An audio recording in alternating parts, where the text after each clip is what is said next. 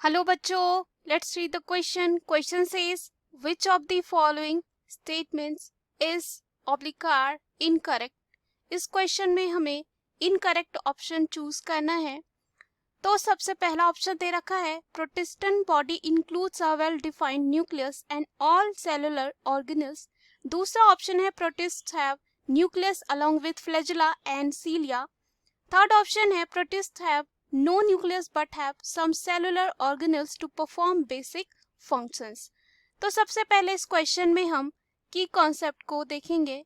अगर हम की कॉन्सेप्ट की बात करते हैं तो यहाँ पर जो है की कॉन्सेप्ट हो जाएगा किंगडम प्रोटिस्टा. अगर किंगडम प्रोटिस्टा की बात करते हैं तो इसके फीचर्स ये होंगे कि ये जो होते हैं ऑल सिंगल सेल्ड यूकैरियोट्स होते हैं, जिसे हम रखते हैं प्रोटिस्टा में. बट इनकी जो बाउंड्रीज होती है वो वेल डिफाइंड नहीं है. इसमें जो है अगर बात करें तो क्राइसोफाइट्स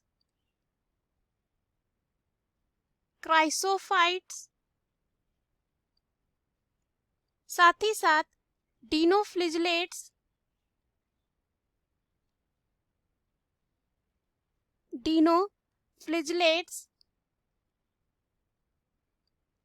उसके बाद euglenoids, slime, moles and protozoans आते हैं. उसके बाद ये जो मेंबर होते हैं इसमें जो है वेल डिफाइंड न्यूक्लियस होता है एंड अदर मेम्ब्रेन बाउंड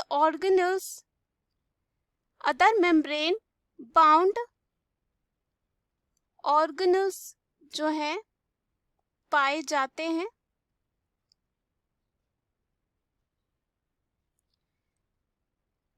उसके बाद इनके पास या तो फ्लैजेला या और सीलिया होती है. सो चलिए ऑप्शन में चलते हैं. पहला ऑप्शन है कि protistan body includes a well defined nucleus and all cellular organelles. यहाँ पर जो है ये स्टेटमेंट हमारा सही है कि प्रोटिस्टेंट बॉडी के पास वेल डिफाइंड न्यूक्लियस होता है, लेकिन ऑल जितने सारे सेल्यूलर ऑर्गेनेल्स है वो नहीं होते हैं. यहाँ पे अदर मेम्ब्रेन बाउंड ऑर्गेनेल्स होते हैं. तो ये स्टेटमेंट बिल्कुल गलत है, तो हमें इनकरेक्ट ही चूज करना है. आगे देखते हैं B protist have nucleus along with flagella and cilia. यहाँ पे हमें क्या बताना है इनकरेक्ट स्टेटमेंट. तो प्रोटिस्ट के पास न्यूक्लियस तो होते हैं, लेकिन यहाँ पे फ्लैजेला ही होगा या तो सीलिया, एंड यहाँ पे क्या है गलत हो जाता है.